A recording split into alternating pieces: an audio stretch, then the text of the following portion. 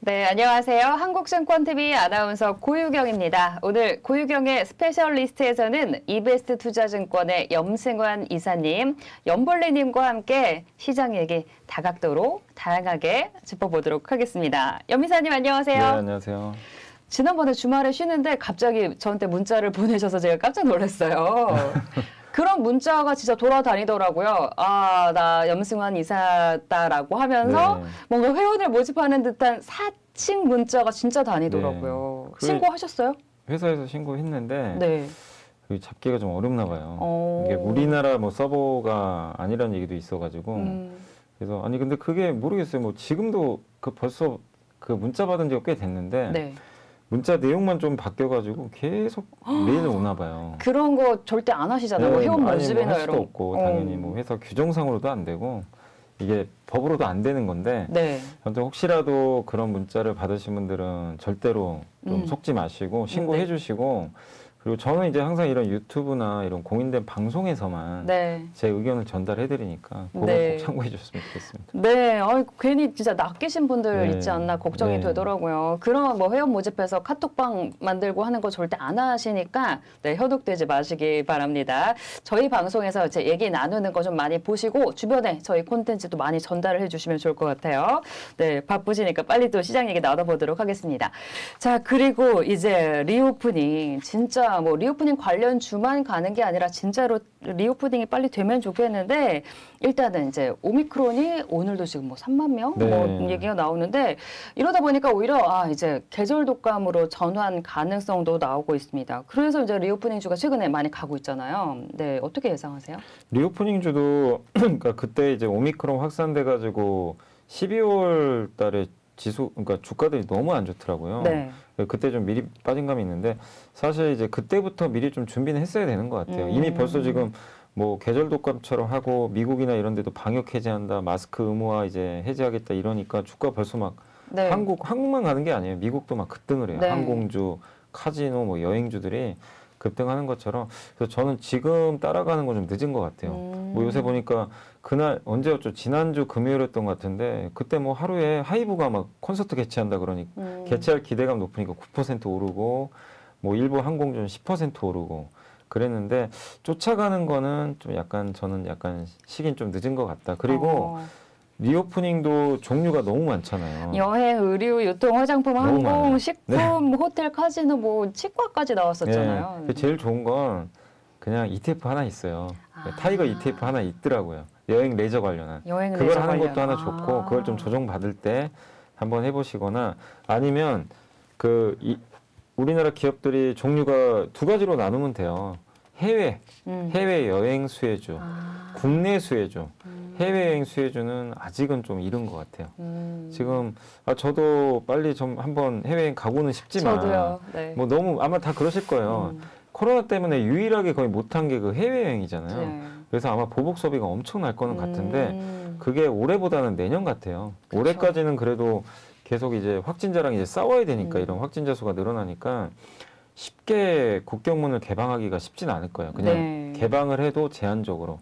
근데 아마 내년부터는 만약에 진짜 이런 뭐 오미크론 외에 다른 변이가 없다면 분명히 이제 개방이 본격화되겠죠. 그러면 저는 개인적으로 올해 하반기에는 좀 해외 여행주가 좀 더 유리하고 다만 상반기까지는 내수 쪽이에요. 국내 여행 쪽. 국내 쪽, 국내 여행, 국내 호텔도 있고 뭐 골프장 운영하는 회사들도 있을 거고 그 다음에 의류 회사들. 뭐 의류 회사는 이제 계속 리오프닝 하게 되면 더 좋고 화장품. 이제 여성분들도 나중에 마스크를 벗을 수도 있는 거니까 그렇게 되면은 색조 화장품이 좀 더 빨리 좀 벗고 싶어요. 네. 그런 것도 있을 거고 주류 업체들 그리고 지금도 돈을 잘 버는 기업 중에 하나가 백화점 회사들 돈 진짜 잘 벌어요. 네. 지금 뭐 현대백화점이나 찾을 자리 없어요. 네. 주말에 가면. 기사를 보니까 작년 전체 그 백화점 중에서 전 세계 백화점 중에 원래 일본의 그 어디죠? 뭐 신주쿠인가요? 거기 있는 백화점 하나가 항상 전 세계 1등이었대요. 네. 단일 점포로는. 근데 우리나라의 신세계 백화점이 그 강남점 있죠? 네. 거기가 전 세계 1등 매출액이 그 정도로 엄청났고요. 그 정도는 좀 몰랐는데. 더 현대 여기 여의도에 있는 게 개점한 지 얼마 안 됐잖아요. 네. 작년 몇달 전체 됐죠. 매출액이 6천억이 넘었대요.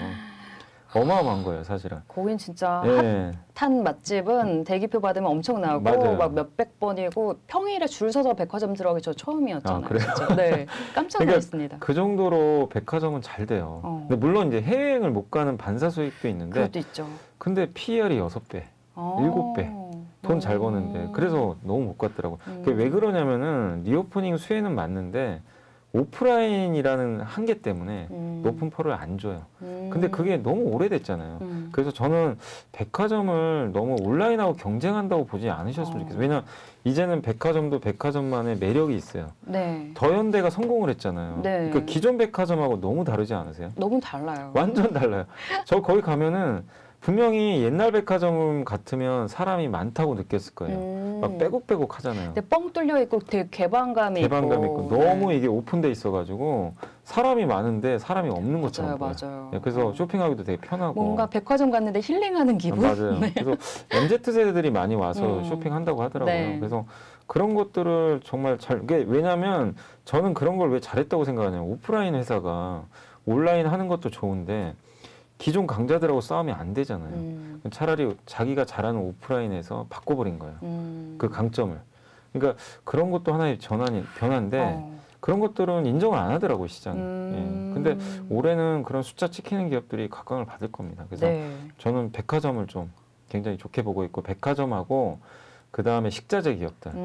이제 리오프닝 하면 우리 단체 급식 같은 것도 이제 할 수가 있는 거잖아요. 네. 그래서 그런 기업들도 한번 고민해 보시면 좋을 것 같습니다. 네, 백화점 그리고 식자재 기업도 네, 리오프닝주 중에 빼놓지 말고 잘 눈여겨봐야 될 것 같고요. 그리고 해외 여행주보다는 일단 지금은 이제 국내 여행 쪽, 해외 여행주도 나중에 좀 폭발적으로 좋아지긴 하겠지만 이제 하반기쯤에 좋아질 것으로 예상을 해주셨습니다.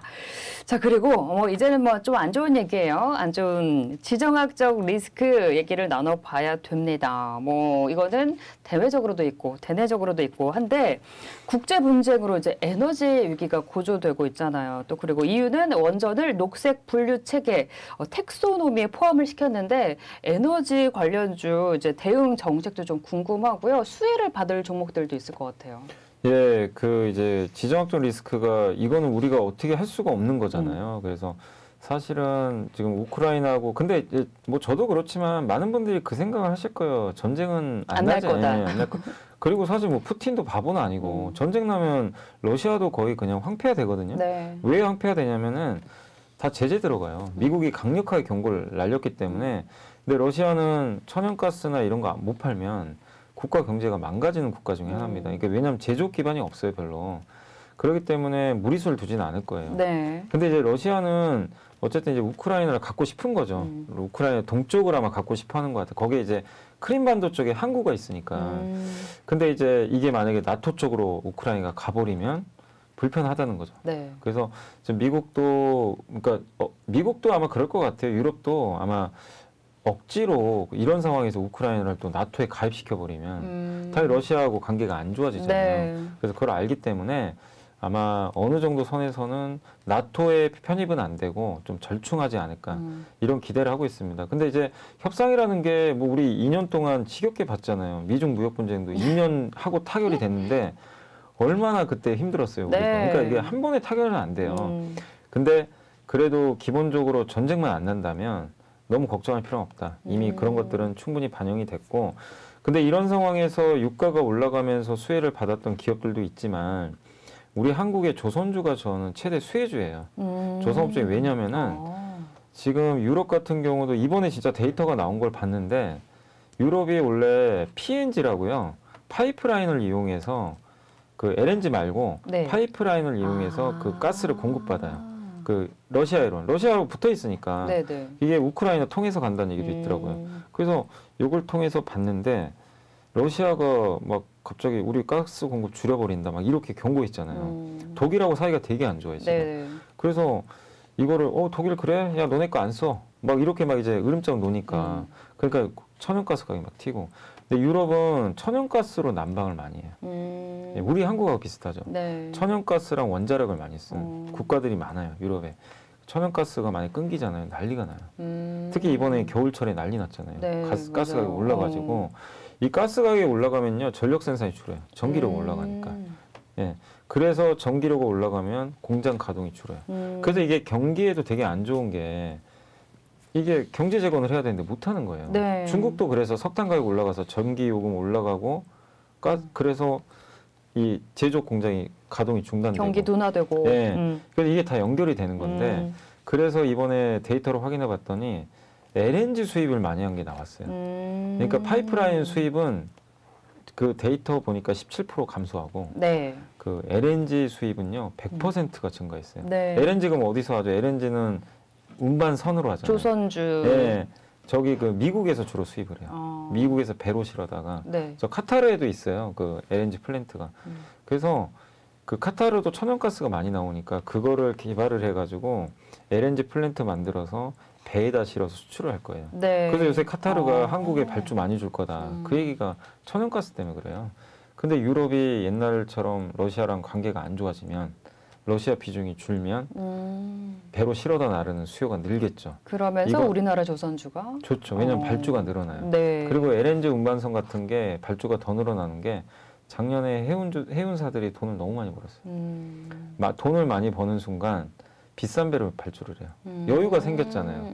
그러니까 예를 들면 이제 내가 중형차 타다가 급을 올리는 거예요. 내가 소득이 그러니까 사람이 그러잖아요. 우리 한국 분들도 내가 여유가 생겼어요. 갑자기 뭐 주식 투자를 해서 돈을 벌었건 아니면 내 연봉이 뭐 갑자기 크게 올라가면 예전에 뭐 중형차 타시던 분들이 뭐 갑자기 이제 뭐 BMW 탈 수도 있는 거고. 그렇죠. 예, 네. 대부분 그런 경우 많잖아요. 그러니까 비유가 좀 그럴 수도 있지만 어쨌든 그 해운사들도 HMM이 막 조단위 돈을 벌잖아요. 막 망할 뻔했던 회사가 네. 여유가 생겨요. 그러면 비싼 배를 발주해요. 어차피 배를 바꿔야 된다면. 그래서 그 수혜주 중에 하나가 LNG를 연료로 하는 연료 추진선이 있어요. 기존의 배들은 벙커CO로 만들어요. 그러니까 벙커CO를 원료로 써요. 원유. 네. 탄소 배출이 너무 많아요. 근데 우리 뭐 이게 주변에도 요새 그 대중교통 보면 버스는 다 천연가스 쓰잖아요. 네. 예. 써 있더라고요. 예, 써 있죠. 그게 탄소 배출 안 하는 건 아닌데 기존의 경유보다 훨씬 적어요. 그래서 이제 그걸 쓰는 이유가 있는데 배도 똑같아요. 네. 탄소 배출을 줄일 수가 있어요. 연료를 천연가스 쓰면. 근데 이것도 규제가 들어가요. 무조건 써야 돼요, 앞으로. 유럽에서 벙커CO를 쓰는 선박은 앞으로 강력한 제재가 들어갑니다. 네. 내년부터. 그러면 기왕에 해운사들이 좀 돈을 벌었다. 야, 어차피 바꿀 거 우리 LNG 연료 추진선으로 바꾸자. 네. 그래서 그 수주가 지금 요새 계속 나와요. 그러니까 이게 다 연결이 된 건데 그러네요. 우리나라한테 너무 좋은 구조죠. 그래서 저는 에너지 관련한 이런 지정학적 리스크 환경 문제까지 더한다면 한국 기업들한테 굉장한 좀 조선주들한테. 근데 조선주도 주가는 안 가죠. 아직 좀 못 답답해요. 가죠. 숫자가 안 나오니까 네. 잘. 근데 숫자는 올해 하반기부터 나오니까 좀 차분히 비중 늘려가시는 거 네. 좋을 거라고 생각합니다. 네, 이런 이제 국제 분쟁, 지정학적 리스크 속에서도 충분히 또 수익을 낼 수 있는 종목들, 수혜주가 있다는 거, 네, 여러분들 알아두셨으면 좋겠습니다.